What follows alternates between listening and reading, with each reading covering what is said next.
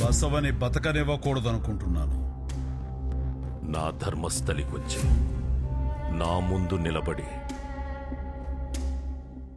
ఏంట్రా నీ ధైర్యం?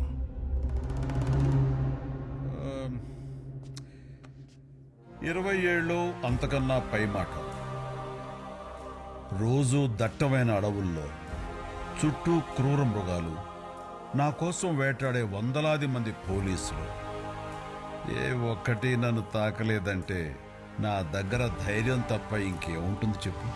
గుంపులో ఎవరూ చూడకుండా చేతి మీద 2 ఘాట్లు పెట్టి ఏదో చేసేశాననుకుంటున్నావా? నేనొచ్చానని చెప్పాలనుకున్నా, కానీ చేయటం మొదలు పెడితే ఆ కత్తి చేతి మీద కాదు, ఛాతీ మీద 3 అంగుళాలు లోపలికి దిగుద్ది.